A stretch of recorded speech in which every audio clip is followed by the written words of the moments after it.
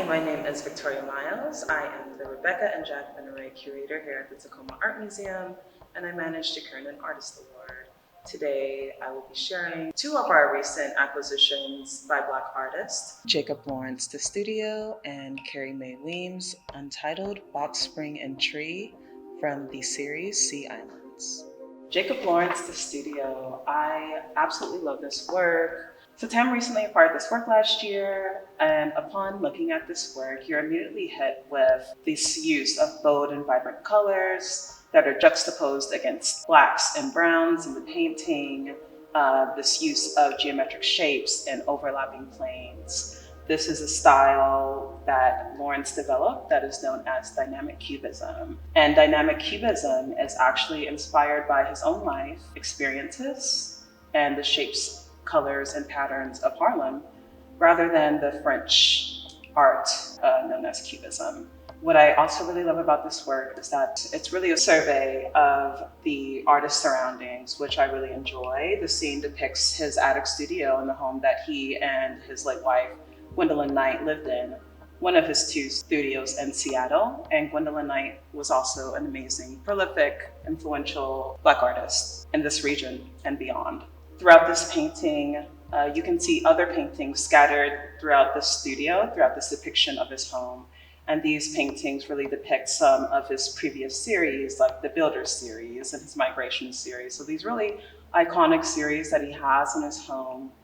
And the scene outside of his studio that I think is really cool depicts a view of Harlem tenement buildings. So this color story that is applied to those buildings and his use of color to depict Harlem truly conveys the influence that Harlem had on him through color and pattern. In an interview in 2000, he mentions that this is actually an empty window, but he was kind of connecting his life in Seattle to his time in Harlem, which is why we have this depiction of Harlem outside of the window, which I think is really cool.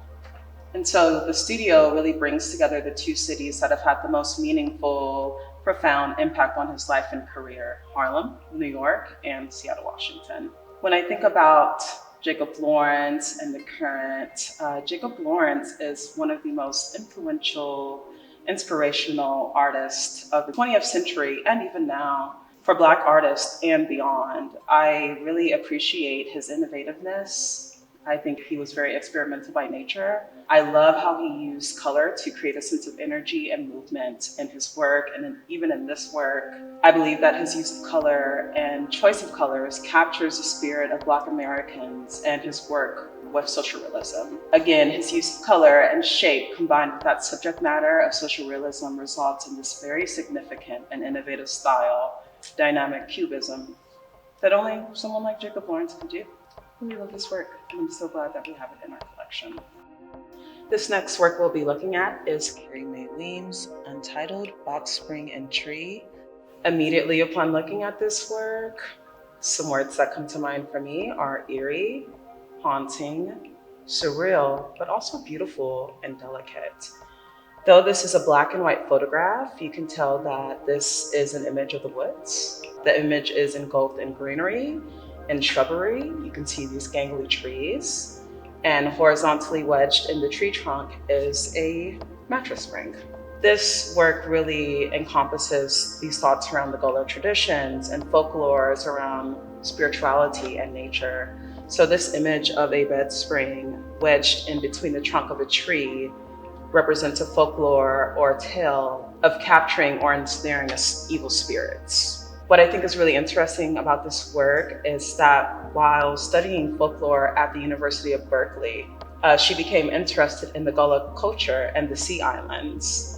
Something that's also really interesting is how the Sea Islands are separated from the mainland. They're separated by rivers, by marshes, etc. And that separation from the mainland has allowed the residents to preserve aspects of their African culture and heritage throughout slavery and until now, which is really remarkable. So they've been able to preserve their own cultures by having that separation from the mainland. The Sea Island and the Gullah culture are known as the most African of American cultures. This image and this series itself is a powerful act of preservation of culture and heritage.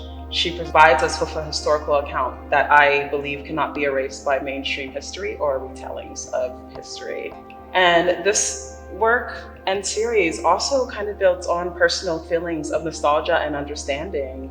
I grew up watching Gullah Gullah Island, and that was my first introduction into the Gullah culture and history. And so it's really interesting to see how we continue to build on these understandings of shared history and culture and what that means for these historical accounts. I really see Carrie Mae Weems not only as a photographer, but as an image maker. Her use of black and white photography really acts as a mirror.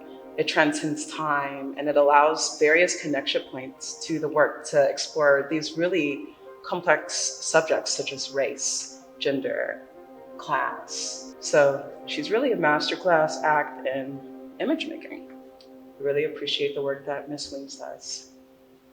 Thanks for joining us on this episode of The Current Corner. Until next time.